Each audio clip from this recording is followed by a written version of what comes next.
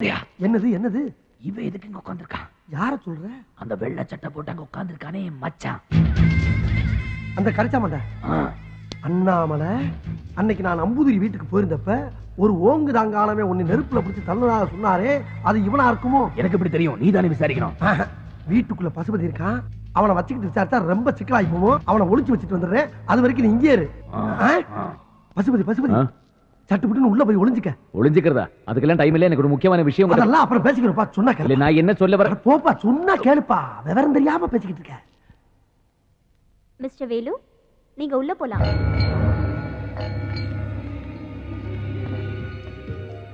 உட்காருங்க. ஒரு ஆவி கூட பேசுறதுக்கு அமௌண்ட் 1500 ரூபாய் தெரியுமில்ல? வாங்கிட்டாங்க.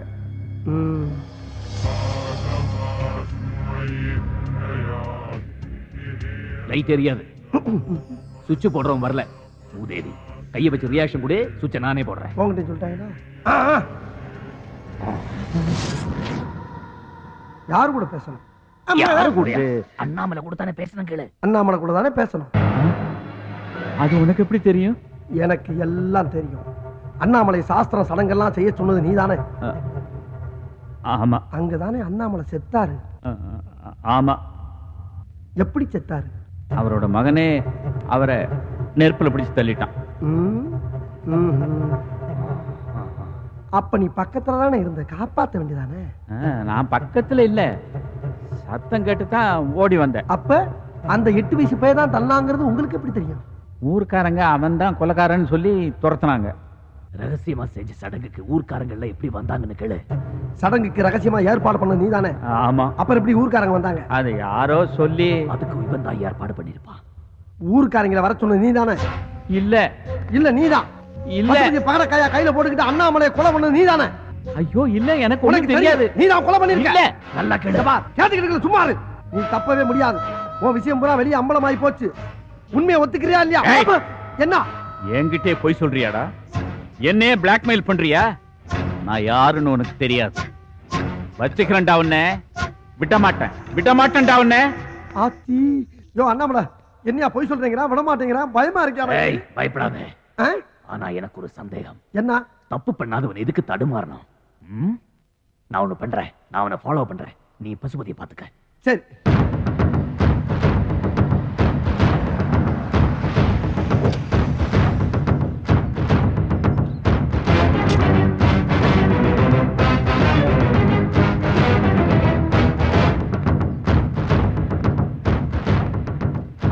ஏய் ஐயா, மணி எங்கடா? உள்ள இருக்காங்க. போய் இந்த பிராந்தி பாட்டில் எடுத்துக்கோ. ஐயா பகல்லையே. போடா. சரிங்க ஐயா, எடுத்துட்டு வந்துட்டுங்க. மாயமா மந்திரமா? என்னைக்கோ நடந்த விஷயம். அதுவும் அவனுக்கு சம்பந்தமே இல்லாத அந்த கிராமத்துல எப்படி அவனால சொல்ல முடிஞ்சது? யாரையா சொல்றீங்க? கோர்ட்ல பசுபதியோட ஒரு ஒட்டுத்தாடிக்காரனை பார்த்தேன். இதுக்கு முன்னால அவனையும் நான் பார்த்ததில்ல, என்னையும் அவன் பார்த்ததில்ல. யூகிச்சு சொல்றானா இல்ல உண்மையை சொல்றானான்னு தெரியல. அவன் சொன்னது மட்டும் போலீஸுக்கோ மற்றவங்களுக்கோ தெரிஞ்சா என் நிலைமை. அப்படி என்னதாங்கய்யா சொன்னான்? 22 வருஷத்துக்கு முன்னாடி கிராமத்துல அண்ணாமலை சாங்கியம் பண்ணானே, அதை நேர்ல நின்னு பார்த்தவன் மாதிரி சொல்றான். சொல்லிட்டு போறாருங்க. அவர் மகன் தள்ளிவிட்டு தவறி விழுந்தானே செத்தாரு. மகனால இல்லடா, ஒருத்தன் அவனை தள்ளுனான். தள்ளுனானா? யாருங்க அது? நான் தான். ஐயா நிஜமாவா சொல்றீங்க? என் தங்கச்சியை கட்டி கொடுத்ததுனால அண்ணாமலைக்கு நான் மாப்பிள்ளைன்னு ஊர்க்காரங்க தான் சொன்னாங்களே தவிர அண்ணாமலை அப்படி நினைக்கவே இல்லை. அதை விட கேவலமா அந்த வீட்டுல சம்பளம் இல்லாத வேலைக்காரனா தான் வச்சிருந்தான். ஊர்க்காரங்க மாதிரி நானும் கைகட்டி நின்று தான் பேசணும். வார்த்தைக்கு வார்த்தை குத்தி காட்டியே பேசுவான். இந்த சொத்து பத்தெல்லாம் இருக்கிறதுனால தானே இந்த ஆட்டம் போடுறான். இந்த சொத்தெல்லாம் அவனும் சரி அவன் பரம்பரையும் சரி அனுபவிக்க கூடாதுன்னு நான் ஒரு திட்டம் போட்டேன். அண்ணாமலை மேல எனக்கு வெறுப்பு இருந்த மாதிரி அவன் மகனுக்கும் வெறுப்பு இருக்கிறத புரிஞ்சுக்கிட்டேன். அவனோட வாரிசை அவன் கூட என்னைக்கும் ஒட்டவிடக்கூடாதுன்னு நினைக்கிறேன்.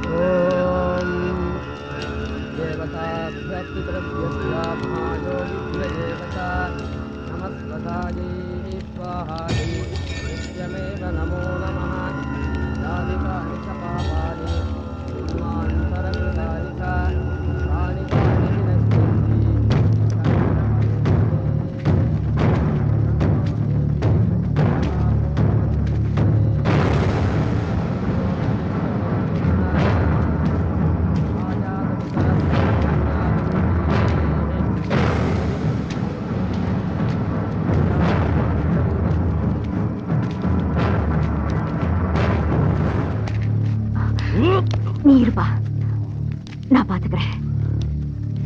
நீ விடாம மந்திரத்தை சொல்லு. இது பாருங்க, அவங்க வந்துட்டு இருக்காங்க. இங்க வரத்துக்குள்ள எப்படியாவது அவங்கள தடுத்து நிறுத்தணும். இந்த சமயத்துல உங்களை தவிர வேற யாரும் உதவி செய்ய முடியாது. கொஞ்ச நேரம் அவங்கள சமாளிச்சீங்கன்னா இந்த சாங்கியத்தை நல்லபடியா நடத்தி முடிச்சிடலாம். இத்தனை வருஷம் அரூபமா போராடிட்டு இருந்த அவருக்கு ஒரு அமைதி கிடைச்சிடும். தயவு செஞ்சு நீங்க தான் எப்படியாவது. நீங்க கவலைப்படாதீங்க, ஆக வேண்டிய வழி பாருங்க, அவளை நான் கவனிச்சுக்கிறேன். இந்த மாதிரி எந்த பிரச்சனையா இருந்தாலும் அப்புறம் வச்சுக்க. அநியாயமா ஒரு நல்ல காரியத்தை கருத்து நாசமாக்கிறாத, மரியாதையா போயிரு. அதுவாடா நல்ல காரியம். அந்த நல்ல காரியத்தை தடுக்கிறதுக்காக தான் நான் வந்திருக்கேன். ஏன் அப்படி ஊராஞ்சத்துக்கு ஆசைப்பட்டு அட்டுழியம் பண்ணிட்டு இருக்கு? நன்றி கெட்டவன. நன்றி கெட்டவனா? யாரா நன்றி கெட்டவன்? நீதாண்டா இதுக்கெல்லாம் சொல்லுங்கடா.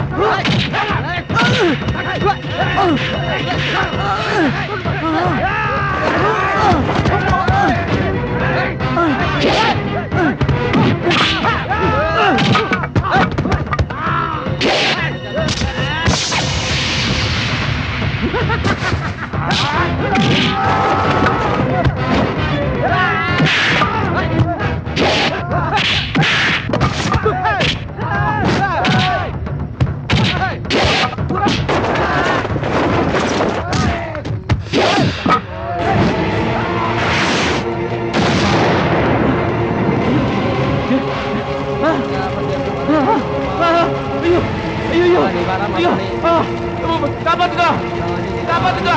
ஐயோ ஐயோ, காப்பாத்துக்கோ. ஐயோ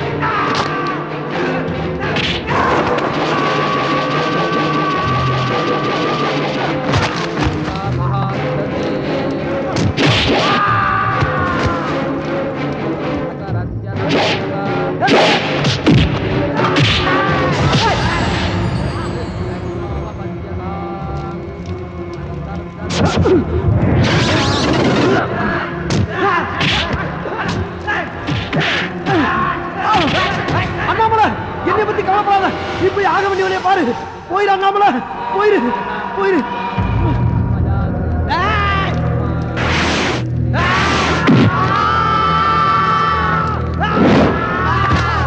அடிக்கிறதுனாங்க நீ மேல மரத்தை பார்த்து பேசிட்டு அடிக்காதீங்கடா, நான் ஆவிட்ட பேசிக்கிட்டு இருக்கேன்டா.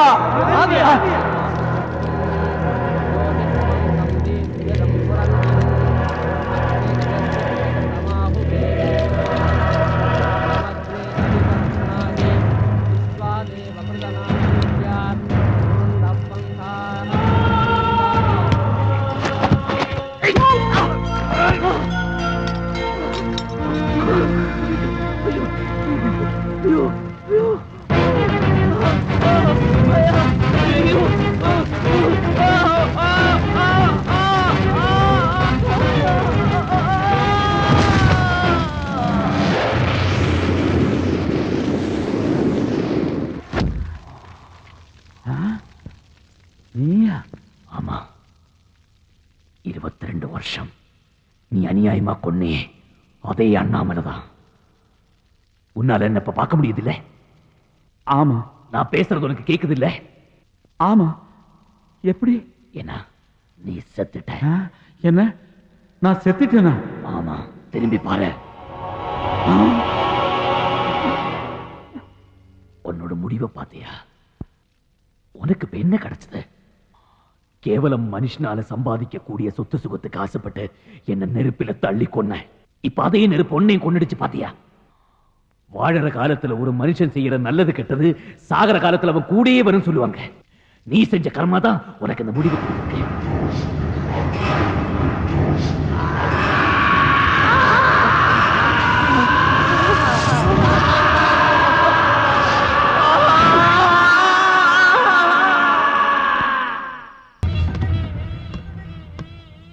உங்க அப்பா மேல உனக்கு வெறுப்பா கண்ணு?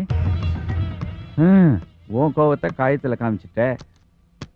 ஏன் கோவத்தை எதுல காட்டுறதுன்னு தான் தெரியல.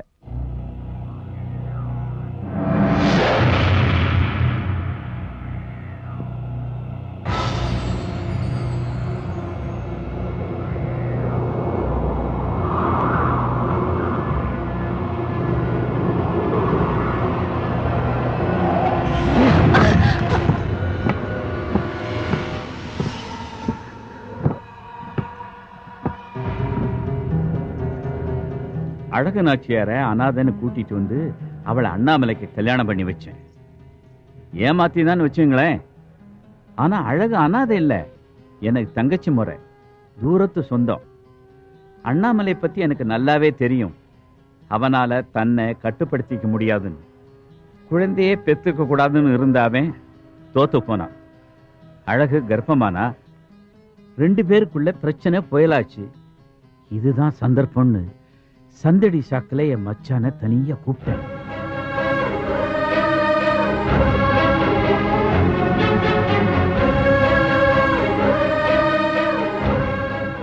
காரணம் என்னன்னு தெரியுதா? தெரியல. என் தங்கச்சி, அதாவது உங்க மூத்த சம்சாரம். அவளால தான் இதெல்லாம் நடக்குது. அவ இயற்கையா தானே செத்து போனா. அவ எதுக்கு சாபமிடணும்? அது நம்மளை எப்படி பாதிக்கும்? ஐயோ, நான் அப்படித்தான் நினைச்சுக்கிட்டு இருந்தேன் மாப்பிள்ள. நேத்து ராத்திரி என் கனவுல வந்தா. குழந்தை பிறந்து நான் இறந்து போன அந்த வருஷத்தோட சரி, என்ன மறந்துட்டீங்க. வருஷம் எனக்கு செய்ய வேண்டிய காரியங்கள்லாம் செஞ்சீங்களான்னு கேட்டா, அட நான் என்ன சொல்றேன்னா, அவளோட குறைகளை நம்ம நிவர்த்தி செய்வோம். அப்படி ஒண்ணு இருக்குன்னா அதை நாம நாளைக்கே செஞ்சிடலாம். அடடா, நாளைக்கு எதுக்கு, இன்னைக்கே பண்ணிடலாம். ஆனா அதுல ஒரு சின்ன பிரச்சனை. வீட்டுல இருக்கிற அனாதை சிறுக்கிக்கு தெரிஞ்சா அவ ஏதாவது பிரச்சனை பண்ணிக்கிட்டே இருப்பான். அதனால வீட்டுல வச்சு பண்ண வேண்டாம், தோப்புல வச்சு பண்ணுவோம். என்ன அபசகுண மாதிரி யானை சத்தம் போடுது? அதெல்லாம் ஒண்ணும் இல்லை மாப்பிள்ள. நம்ம குட்டப்பன் யானைக்கு மட்டையை போட மறந்துருப்பான். நீங்க இருங்க, நான் பாத்துக்கிறேன். டேய் குட்டப்பா, யானைக்கு மட்டையை போடாம எங்கடா போய் தொலைஞ்ச? நான் நினைச்ச மாதிரி சாங்கியம் நடந்து அண்ணாமலை மந்திரம் சொல்லிக்கிட்டு இருந்தான். மொட்டை அடிக்கிறதுக்காக பசுபதியை தூக்கிட்டு வர சொன்னேன். மொட்டைக்கு பயந்து பசுபதி ஓடிக்கிட்டு இருந்தான். நீங்கள்லாம் அவனை துரத்தி ஓடிக்கிட்டு இருந்தீங்க. உண்மையிலேயே தனக்கு நிம்மதி கிடைக்கணும்னு தன்னை மறந்து அண்ணாமலை சாங்கியம் பண்ணிக்கிட்டு இருந்தான். அந்த இடத்துல அண்ணாமலையும் என்னையும் தவிர வேற யாரும் இல்லை. ஒரு முடிவுக்கு வந்து அண்ணாமலை இருந்த இடத்துக்கு நான் போனேன்.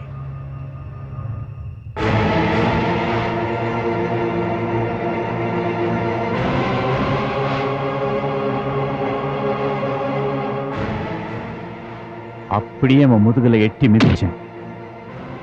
அண்ணாமலை நெருப்பு குண்டத்துல விழுந்தான். அதுதான் சந்தர்ப்பம்னு நான் நழுவி ஒளிஞ்சுக்கிட்டேன். நெருப்பு பிடிச்ச அண்ணாமலை அலர்னா, போராடினா. எங்கேயோ இருந்த பசுபதி ஓடி வந்தான். தண்ணி சட்டின்னு நினைச்சு எண்ணெய் சட்டியை கையில எடுத்தான். பைத்தியக்காரன். ஊருக்காரங்க ஓடி வந்தாங்க. அழகும் ஓடி வந்தான். அண்ணாமலை முழுசா எரிஞ்சு சாம்பல் ஆகிறத அவ கண்ணால பார்த்தா. எண்ணெய் சட்டியோட பசுபதி நின்றுகிட்டு இருந்தான். அவன் செஞ்ச அந்த ஒரு காரியம்தான் அவனை கொலகாரன் ஆக்குச்சு, என்னை தப்பிக்க வச்சுது. பசுபதி ஓடினா, ஊருக்காரங்க துரத்துனாங்க. பழி அவன் மேல விழுந்துச்சு. பத்திரம் என் கைக்கு வந்துச்சு. அழக பொம்மையை வச்சுக்கிட்டு அத்தனை சொத்தையும் நான் தான் அனுபவிச்சுக்கிட்டு இருக்கேன். அண்ணாமலை சொத்துக்கு இப்ப மட்டும் இல்ல, எப்பவுமே நான் தான் அதிபதி. அட பாவி, நீ அவரை கொலை பண்ண? எனக்கு ஒரு வாழ்க்கை அமைச்சு கொடுக்கறதா நினைச்சேன். அந்த கல்யாணத்துக்கு சம்மதிச்சேன். ஆனா அதுக்கு பின்னாடி இவ்வளவு பெரிய திட்டம் போட்டிருக்கேன்னு இப்பதான் எனக்கு புரியுது. இத்தனை வருஷமா பசுபதி தான் அந்த கொலையா பண்ணான்னு நினைச்சேன்.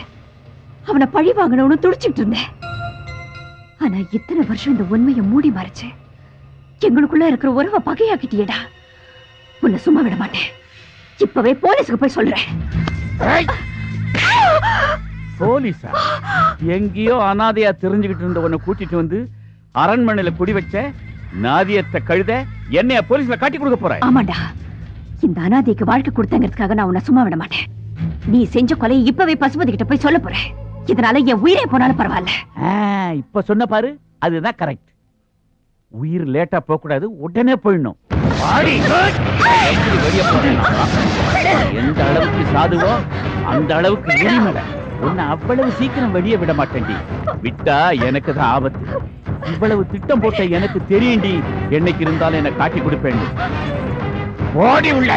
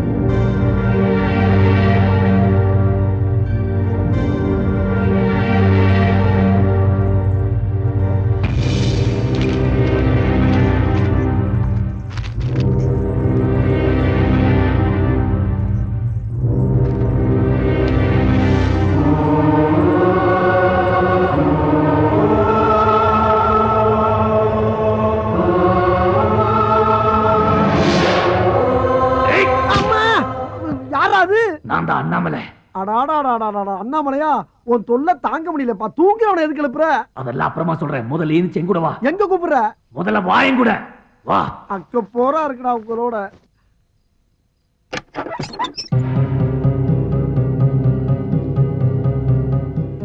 எதுக்கு வந்தீங்க?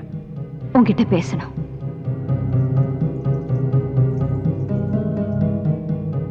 இவன் தங்கச்சி.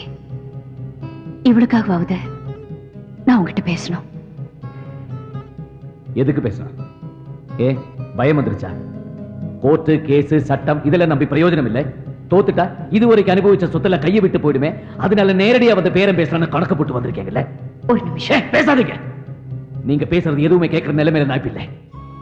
அப்பா அம்மா சொந்தம் பந்தம் சொத்து சுகம் இது எதுவுமே இல்லாம ஒரு அனாதையா வீட்டுக்குள்ள நுழைஞ்சு என்ன அனாதையாக்கி சொந்த ஊர்ல வாழ விடாம என்ன ஊரை விட்டு துரத்திட்டீங்கல்ல. அதுக்கு என் தங்கச்சியை வேற சாக்கா வச்சுட்டேங்க. 22 வருஷமா என் மனசு எவ்வளவு துடிச்சிருக்கும். சத்தியமா சொல்றேன், உங்களை நான் சும்மா விட மாட்டேன். என்ன எப்படி துரத்தினீங்களோ அதே மாதிரி அந்த வீட்டுக்குள்ள நுழைஞ்ச உங்களை நான் துரத்தல. என் பேரு பசுபதி இல்லை. பேசி முடிச்சிட்டியா? இன்னும் ஏதாவது பேசணுமா? இப்ப நீ சொன்னியே சொத்து சுகம்னு. இதுக்கெல்லாம் ஆசைப்பட்டு நான் இங்க வரல. 22 வருஷமா எனக்கும் தெரியாம உனக்கும் தெரியாம ஒருத்த மனசுக்குள்ள புதைச்சு வச்சிருந்த ரகசியம் இன்னைக்கு அவன் மூலமாவே வெளியில வந்துருச்சு. அது உங்ககிட்ட சொல்லிட்டு போலான்னு தான் வந்தேன். உங்க அம்மாவுக்கு சாங்கியம் நடத்தினா நான் எங்க தடுத்துடுவேணுங்கிற ஒரே காரணத்துக்காக எனக்கு தெரியாம தோப்புல ஏற்பாடு பண்ணாரு உங்க அப்பா. நான் எதுக்காக தடுக்கணும்? அந்த சாங்கியம் ஒருவேளை வீட்லயே நடந்திருந்தா அந்த கொலையை தடுத்திருக்கலாம் இல்ல. இன்னைக்கு உங்க அப்பா உயிரோட இருந்திருப்பாரு. அன்னைக்கு நான் ஓடி வந்து பார்த்தப்போ ஊரெல்லாம் ஒன்னா சேர்ந்து நீதான் கொலைகாரன்னு ஒண்ணு துரத்துனாங்க. அது மட்டும்தான் என் மனசுல ஆழமா பதிஞ்சிருச்சு. கொலைகாரன் என் புருஷனை கொண்டவன். இதுதான் திரும்ப திரும்ப என்ன சாட்டையால் அடிக்கிற மாதிரி இருந்துச்சு. ஆனா இதுக்கெல்லாம் காரணம் யாருன்னு இப்பதான் தெரிஞ்சுக்கிட்டேன். வேற யாரும் இல்ல, உங்க மாமாதான். பல வருஷமா மூடி மறைக்கப்பட்ட உண்மை கொஞ்ச நேரத்துக்கு முன்னாடிதான் உங்க மாமா வாயாலேயே வெளியில வந்துச்சு. உண்மை தெரிஞ்சு தட்டி கேட்க போன என்ன ரூம்ல போட்டு அடைச்சிட்டான்.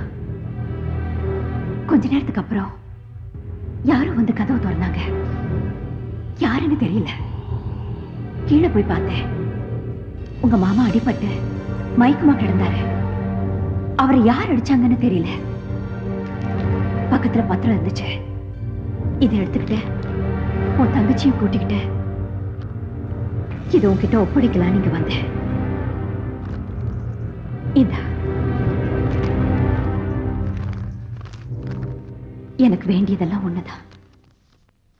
22 வருஷமா உன்னை பழி வாங்கணும்னு நினைச்சிட்டு இருந்தேன். அதுக்கு நீ என்ன மன்னிக்கணும். இன்னொரு விஷயம், உங்க அப்பாவோட ஆத்மா சாந்தி அடையணும்னா அவருக்கு பண்ண வேண்டிய கர்ம காரியங்களை நீதான் செய்யணும். அது மூலமா அவர் ஆத்மா சாந்தி அடைஞ்சா அது போதும் எனக்கு.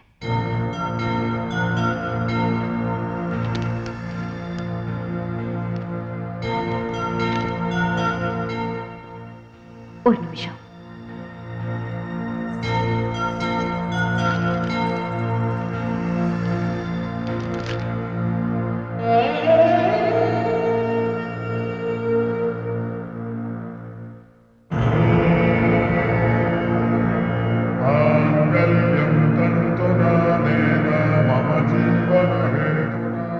இப்போ அதை என்ன புரிஞ்சுக்கிட்டியா?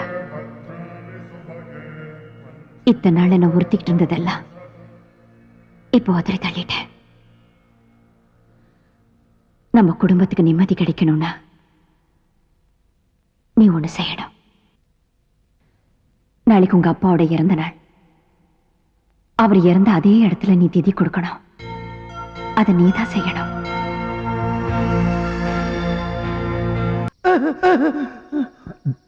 நைனா,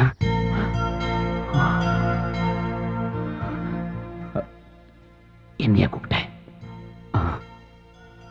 நான் பேசுறது ஒண்ணு கேக்குதா? கேக்குது. ஆமாங்க, எனக்கும் கேக்குது. 22 வருஷத்துக்கு முன்னாடி நான் கேட்ட அதே குரல் அப்படியே இருக்கு. அண்ணாமலை, இனிமேல் என் தெய்வம் உனக்கு தேவையில்லப்பா. ஏன்னா நீ பேசுறதுங்க எல்லாருக்கும் கேக்குது. ஒரு மக அப்பனைத்தான் நைனான்னு கூப்பிடுவா. ஆனா நீ உன்னை பெத்த அப்பனா நினைச்சு என்னையே நைனான்னு கூப்பிட்ட. இந்த ஒரு வார்த்தை தான் உன்னை எனக்கு அடையாளம் காட்டிச்சு. பிரிஞ்சிருந்த நம்மள ஒன்னா சேர்த்துச்சு.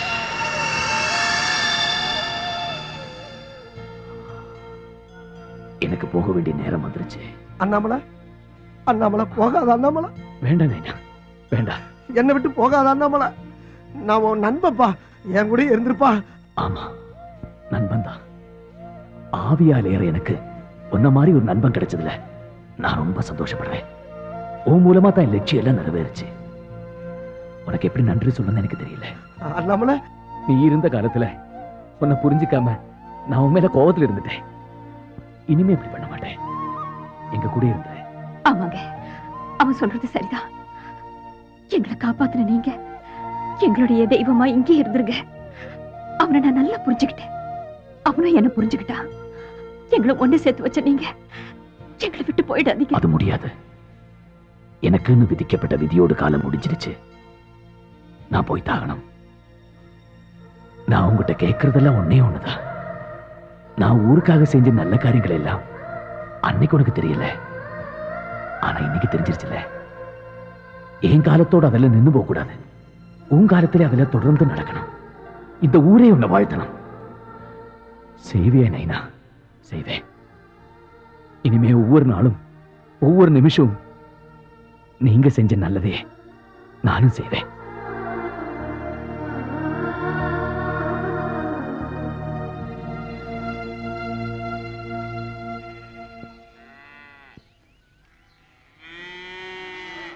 ஐயா கொஞ்சம் வெளியில வாங்களே. ஐயா ஐயா கொஞ்சம் வெளியில வாங்க. என்னாச்சுமா? என் பொண்ணு பிரசவத்துக்காக ஆஸ்பத்திரியில சேர்த்திருந்தோம்யா. அதுல ஒரு சிக்கல் ஆயிப்போச்சு. டாக்டர் உன் பொண்ணு வேணுமா இல்ல குழந்தை வேணுமான்னு கேக்குறாரு. இதுக்கு நீங்க தான் ஒரு அருள்வாக்கு சொல்லணும். கவலைப்படாதீங்க. என் சந்ததி இருக்கிறது வரைக்கும் இந்த ஊர் மக்களுக்கு எல்லாம் நல்லதுதான் நடக்கும். என் நைனா கடவுளா இருந்து எல்லாருக்கும் நல்லது பண்ணுவாரு. நைனா